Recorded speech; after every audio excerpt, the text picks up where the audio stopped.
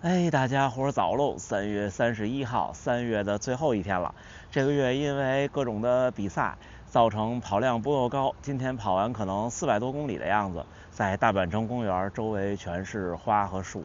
今天咱们就聊聊无锡马拉松，也该有一个简单的复盘的节目了。虽然无锡马拉松不是我的目标赛事，但是还是要和大家分享一下。主题是什么呢？我想来想去，主题应该是在高温的无锡赛道上，当我跑到极限的时候，我在想什么。因为不是目标赛事，所以赛前、赛中、赛后的各种东西都不像目标赛事那样准备。但是我也可以跟大家分享一下这种以赛代练的比赛会有什么经验。就首先你的饮食尽量不要因为这种以赛代练的比赛而被比较大的影响。其实就是像以前我跟大家分享，几年前到今年到去年底之前，其实我都会做比较极端的所谓的碳水超补，就是先断2天，然后再多吃几天，直到去年底今年初我开始不这样做了，就是不断只吃。像比较重要的比赛，像年初的大阪马拉松，就会很注意最后那3天的饮食。一是高碳水，把碳水的量占到每天饮食的70%，另外就是吃得更干净，减少油，减少蛋白质。而这一次这种以赛代练呢是这样的，42公里其实是很长的，而且比赛跟平常的训练还是不一样，就是你比赛肯定是比平常训练快一些的，消耗要大一些的，所以还是会多吃一点碳水。大概我会把碳水的量控制在60%，就是每天的热量摄入碳水有60%就足够了，然后不用吃那么干净，就不像目标比赛那样就那么的严格的说我要吃的不吃油啊，不吃各种东西啊，或者很少吃油啊，就大概正常吃就 OK 了。这是赛前的饮食。因为你如果因为这一场比赛过度的调整的话，会影响你一个短周期的训练，所以没有太大的必要。如果是以赛代练，我相信现在进入赛季，很多小伙伴们应该是很多比赛，可能周都有比赛，有的是重点，有的不是重点。不是重点的比赛的时候就可以放一放。然后就是赛前各种东西的准备，因为这次无锡的是高气温比赛，所以就没有用它那个一次性雨衣，也没有准备保暖的东西。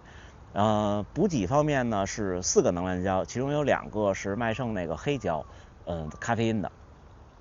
就没有像我的目标比赛是5个能量胶，还有4个液体电解质，就麦盛那小的液体电解质，没有准备电解质片，因为从今年初开始用这个液体电解质以后，我觉得这个更刺激一些。像装备，这次的鞋穿了一双 Brooks 的龙卷风4 PB， 是新拿到的一双鞋，直接就上比赛了。感觉还不错，这双鞋会单独再跟大家分享。然后衣服呢，就是菲比特的风洞 2.0 的竞速背心和现在我穿着这条菲比特的 3.0 的袋鼠裤，是这一身装备，带了臂套。臂套就是很多年前一直戴的那一副，最近臂套没有买新的。刚才说热天比赛服装的时候忘了一点，跟大家补充一下，就是这次无锡气温比较高，对吧？我带了臂套，然后穿了这条有兜的裤子，就是两边跟前后都有兜的裤子。之后再会发那个冰袋，在20公里之后，就是那种冰袋你把它直接拿手里，其实效果不是那么明显，因为它有空气啊什么的，也不好拿，对不对？挺大一袋，把它撕开，然后把里边的那个冰拿出来，往这臂套大臂这塞。这个是我佐里间湖100公里的时候的，就是研发出来的经验，就特别的舒服，整个胳膊都是凉的。同时还有这儿，就是这两边这个侧的兜往这里塞，然后就是往后边这儿塞，就是这个兜里塞，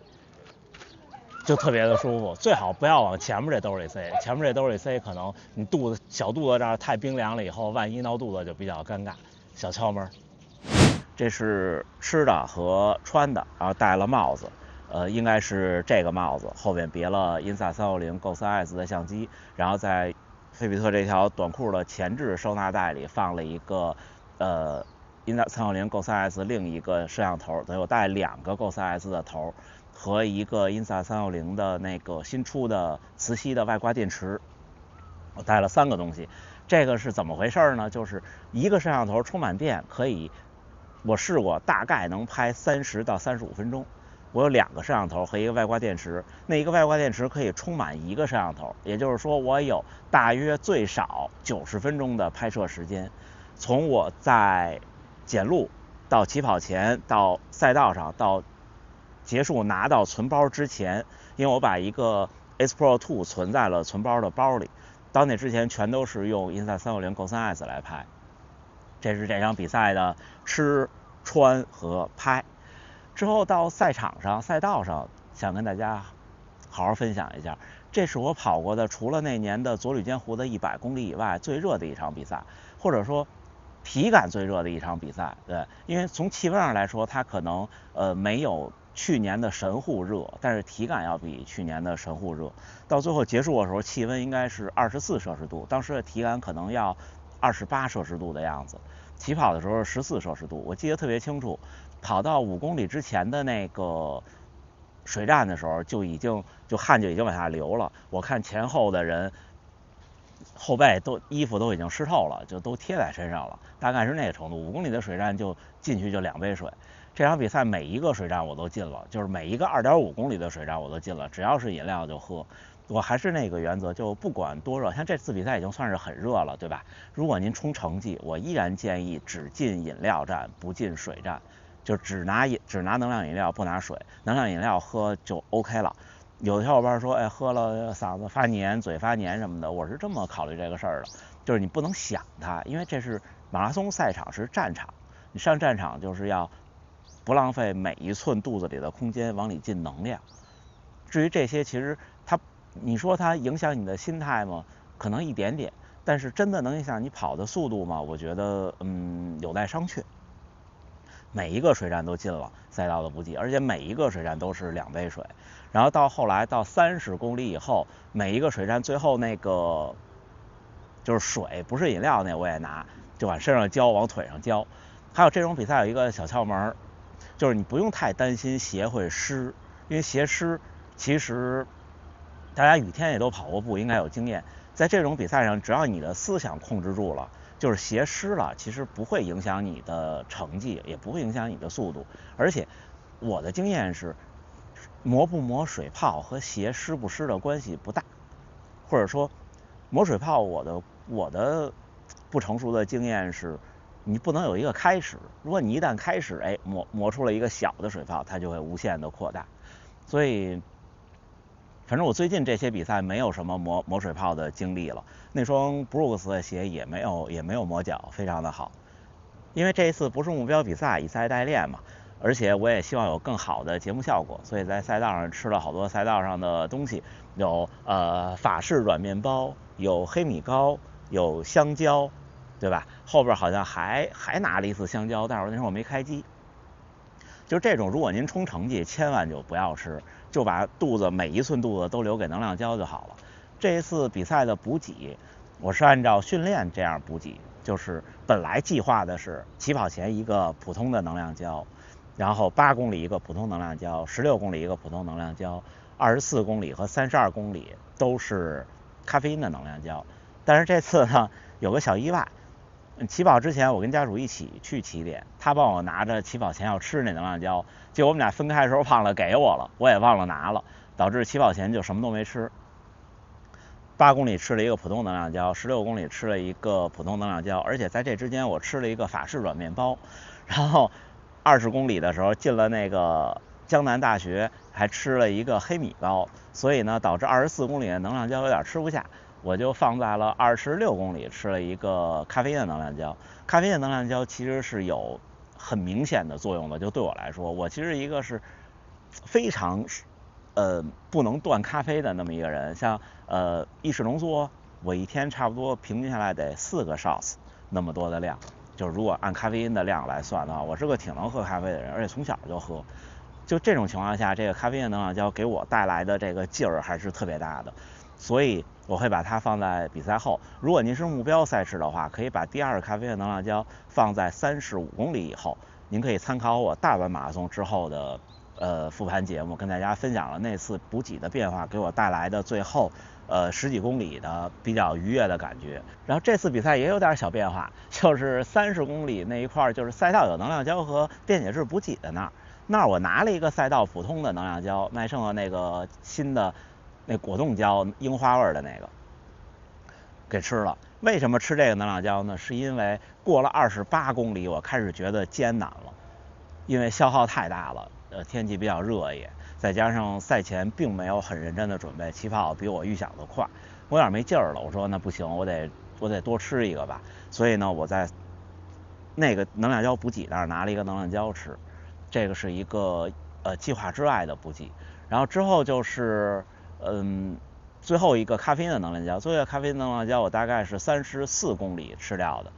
差不多快35公里的时候，那个时候也是又是到了下一个极限，再往湿地公园跑那条特别宽的路，那时候大家都累了，看到好多掉下来的小伙伴，我是一个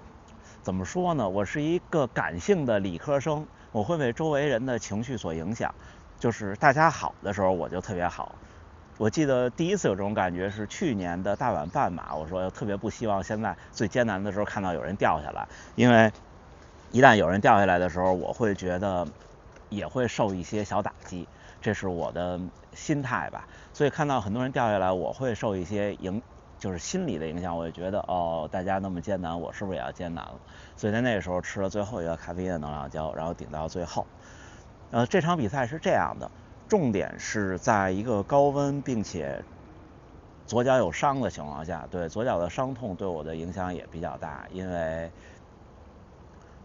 当时跑到28公里的时候，左脚的前脚掌就挺疼的，有点复发的样子，我还挺担心，但是最后好像没有再严重，第二天就好了。在这个状态下，我跑得挺艰难，到37公里、38公里的时候，就出了湿地公园的时候，其实我本来是可以放一放的，就我放一放也可以稳稳的在2小时53以内，差不多就是这样。因为这次无锡的直通是2小时53，但是我猜明年可能不一定会比这个快多少或者慢多少，可能差不多吧。但是我没有放的原因是我在40公里的时候遇到一位观众，我跟他聊天，我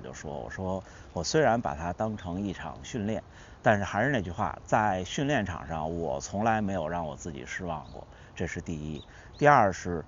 我就觉得，如果你在这场比赛上你放了，虽然有客观原因，虽然有客观因素，但是客观因素并不是关键。就我觉得重点还是在主观上。你在以后的比赛中，以后的艰难的训练中，会不会因为这一次的放而有一次就有第二次，有第二次就有第三次，会不会呢？我不能保证，所以我不要冒险。虽然在未来你可能要掉的时候，你想，上次我掉是因为客观因素，但是我觉得马拉松是自己和自己的对抗，是自己和自己的较量，要拿住自己的弱点，要对抗自己的心理的弱点吧。这是我在赛道上，虽然这只是短短的2-3句话，但是这是这次节目我最想和大家分享的一个心态，就是我总说在训练的时候我从来没有让自己失望过，我也希望我能够说在赛场上我从来没有让自己失望过，就至少不要有主动的放弃。当然了，每个人的性格不一样，心态不一样，还是我刚才说的，就是自己找到对付自己的办法，这是我对付自己的办法。如果您是一个特别随性的小伙伴，就像这次在无锡见到的一位频道的观众，就是艺术家，特别随性的小伙伴，心态特别好，那其实就无所谓。所以还是找到对付自己的办法。我觉得可能大部分追求成绩的马拉松爱好者们，像我这种性格的可能居多吧，或者我这种想法的居多，所以不算是传授经验，算是抛砖引玉吧。大家多在平常的训练中观察自己，想想自己喜欢什么，不喜欢什么，然后用这些办法去对付自己吧。最后咱们结合赛后再说说我对无锡马拉松整个的观感。我觉得无锡马拉松的组织很棒，从2020年第一次参加就很棒，这个手套也很有仪式感。我终于有了第2双无锡马拉松的手套。整个赛会很贴心，然后工作人员、志愿者们也很热情、很专业，这个是我对无锡马拉松的观感。我觉得这种比赛值得再参加几次。同时呢，我觉得参赛的小伙伴们成绩就是能力都太强了，在 A 加出发真的是特别有压力。这个没有着重说，为什么这次变快了呢？就是因为起跑前几公里，差不多前10公里都是快的跑不开，就我想慢到4分0几，我的目标配速慢不下来，就只能3分48、3分50这么跟着往前赶，这是比赛的水平。但是你说无锡是个高速赛道吗？也不好说，因为你看24公里之后那个折返那儿很艰难的，然后呢，最后湿地公园里我觉得也更艰难。我就最后把湿地公园放在最后，真的是挺艰难的，就上下的那种小起伏和这种左右弯曲的小径，真的是挺折磨人。我看到好几位小伙伴在下那个小坡的时候，小拱桥或者小起伏的时候抽筋儿，就突然的一个踉跄。最后再跟大家分享一个我觉得只能意会很难言传的事情，就是关于小腿的抽筋儿。其实像跑到我这个程度的小伙伴们，认真准备一场的比赛是很难小腿抽筋的，最多就是在抽筋的边缘。这次是因为太艰难了，所以我的右腿小腿有2次轻微的抽筋，而且也加上可能是左脚有伤，导致不自觉的会有代偿，造成右腿压力比较大。小腿抽筋在赛场上新手或者初跑者是很难应对的，基本上就会崩一段时间。但是跑到我这个程度是有缓解的办法的，可能最多就是一个轻微的小踉跄。其实最后我在拍摄40来公里那段的时候，就我拍我的就跟观众聊天的时候，是有一下小腿抽筋了，但是我估计大家都没看出来，基本上2步就能调整过来。就是你会找那种把落地和蹬地放轻松，然后把力量往大腿上放，就那种感觉，大概2、3步就能倒过来。这个有小伙伴问我，所以我在复盘的节目里跟大家分享，就是你找那种小腿不用力的感觉，大概找个30米、50米，基本上就缓过来了。之后呢，就是每一步落地的时候过一下脑子，就跟那种什么感觉呢？就像我说，咱们落地的时候小心点啊，这段路不平，大家小心点，别崴脚。就是那种落地的感觉，就是落地的时候你过一下脑子，就跟不过完全不一样。行吧，这就是这次很开心的一次无锡马拉松。这次无锡马拉松认识了很多新朋友，见到了很多老朋友，特别的开心。然后也和很多在做跑步自媒体的朋友们有很不错的交流，让我学到了很多东西。这次无锡马拉松的数据我都贴在屏幕上给大家看一看，期待今年能够多参加各处的比赛。昨天还和家属说，可以看看各处的不管大还是小的比赛，多去玩一玩，多积累一些比赛的经验吧。我也觉得最近开始多跑比赛以后和以前不一样了，比赛的时候更加的从容，不那么的慌张。